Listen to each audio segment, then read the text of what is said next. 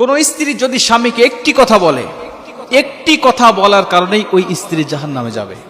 আমি আবারও বলছি, আল্লাহ রাসূল সাল্লাল্লাহু আলাইহি ওয়াসাল্লাম হাদিসের মধ্যে বলেন, বুখারী শরীফের হাদিস, আল্লাহ রাসূল বলেন, কোন স্ত্রী যদি স্বামীকে একটি কথা বলে, ওই স্ত্রী যদি হয় নামাজি, ওই স্ত্রী যদি হয় আল্লাহওয়ালা, ওই স্ত্রী যদি হয় পাহাড় পরিমাণ সওয়াবের অধিকারী, কিন্তু স্বামীকে শুধু একটি কথা বলার কারণে আমার আল্লাহ ওই স্ত্রীকে জাহান্নামে দিবে।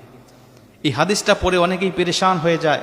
এই হাদিসটা আমি যতবার পড়েছি ততবার চিন্তা করি, আমার মা, আমার বোন, আমার স্ত্রীর কথা। অধিকাংশ মহিলারা আজকে প্রতিনিয়ত এই কথাটা স্বামীকে বলে যাচ্ছে। অধিকাংশ মহিলারা স্বামীকে এই কথাটা বলে যাচ্ছে। তারা চিন্তাও করতে পারতেছে না যে দিন দিন তাদের স্থানটা জাহান্নামের কোথায় গিয়ে দাঁড়াচ্ছে। আমরা অধিকাংশ মহিলারা জেনে হোক, বিশেষ করে না জেনেই মহিলারা বেশি এই কাজটা করে যাচ্ছে।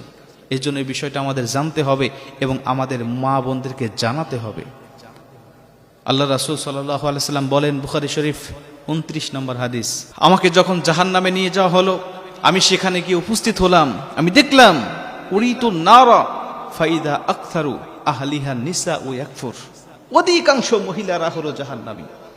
আমি জিজ্ঞাসা করলাম, জিব্রাইল, কি লা ইয়াকফুরনা বিল্লাহ, এরা কি আল্লাহর সাথে কুফরি করার কারণে জাহান্নামে এসেছে? এদের ঠিকানা কেন জাহান্নামে, আমাকে একটু বলো। এরা কেন জাহান্নামে এসেছে? কি লা ইয়াকফুরনা বিল্লাহ, এরা কি আল্লাহর সাথে কুফরি করেছে?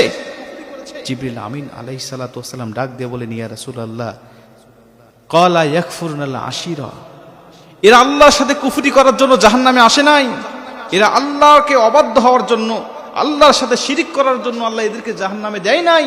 এদেরকে জাহান্নামে দিয়েছে স্বামীর অবাধ্য হওয়ার কারণে এবং স্বামীর নাশুকরি স্ত্রী হওয়ার কারণে।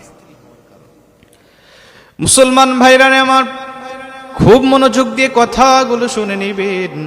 হাদিসটা যদি এখানেই শেষ হয়ে যেত আমি বলতাম না, কিন্তু পরবর্তীতে জিবরাইল আলাইহিস সালাতু ওয়াস সালাম আরো ভয়ঙ্কর তথ্য দিয়ে ডাক দিয়া বললেন, ইয়া রাসূলুল্লাহ, ইয়া হাবিবাল্লাহ, এই সমস্ত মহিলারা কেন জাহান্নামে এসেছে আমি আপনাকে জানাতে চাই। শুধুমাত্র একটি কথা বলার কারণে আমার আল্লাহ তাদেরকে জাহান্নামে দিয়েছে। জিবরাইল আলাইহিস সালাতু ওয়াস সালাম ডাক দিয়া বললেন, ইয়া রাসূলুল্লাহ, ইয়া হাবিবাল্লাহ, এরা হলেন ক্বালা ইয়াকফুরুনাল আশিরা, এরা স্বামীর অবাধ্য হয় কেমন করে আমি আপনাকে বলতে চাই।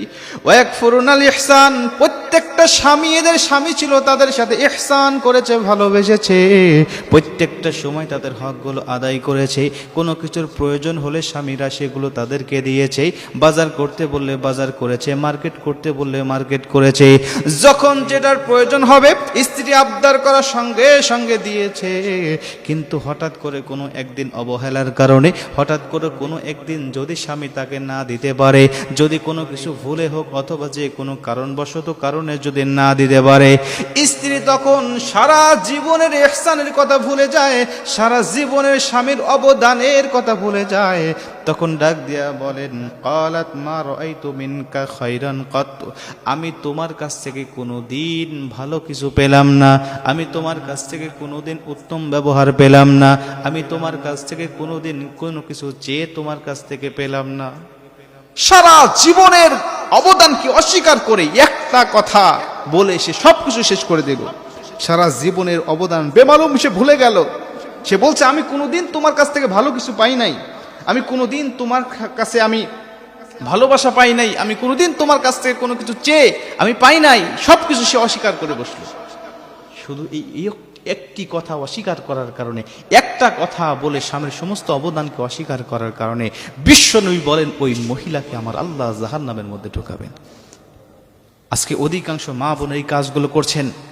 সামান্য একটু ভুল হলে, সামান্য একটু স্বামীর অবহেলা দেখলেই তারা বেমালুম সবকিছু ভুলে যায়। অথচ তারা জানে না যে এই স্বামী তার জীবনের জন্য কতটা অবদান, কতটা কষ্ট করে তাকে ভালোবেসে যাচ্ছে।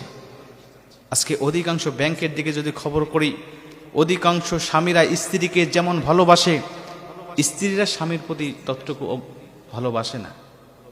ব্যাংকের দিকে যদি আপনি তাকান, শতকরা 90% স্বামীরা ব্যাংকে অ্যাকাউন্ট করার সময় নমিনি দেয় তাদের স্ত্রীদেরকে, আর শতকরা 90% স্ত্রীরা ব্যাংকে অ্যাকাউন্ট করার সময় নমিনি দেয় তার বোনকে, ভাইকে অথবা তার মা বাবাকে, স্বামীকে দেয় না। যেই স্বামী তার স্ত্রীকে এতটুকু বিশ্বাস করে কিন্তু স্ত্রী স্বামীকে বিশ্বাস করতে চায় না। ফুটপাতে যাবেন, গুলিস্তানে যাবেন, ফুটপাতে আপনি জুতা কেনার জন্য যাবেন, সেখানে পুরুষের জুতা দিয়ে ভরপুর, মহিলাদের কোনো জুতা নাই। আমি একদিন দোকানদারকে জিজ্ঞাসা করছিলাম, ভাই এখানে মহিলাদের জুতা নাই, কারণ কি?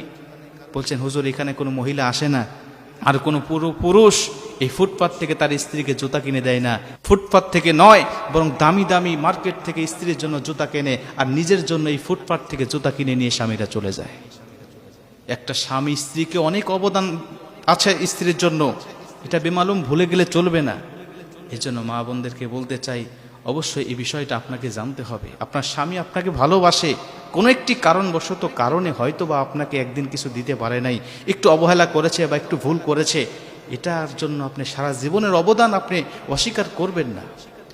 যদি করেন তাহলে রাসূল সাল্লাল্লাহু আলাইহি ওয়াসাল্লামের ভাষা অনুযায়ী আপনার ঠিকানা হবে জাহান্নাম।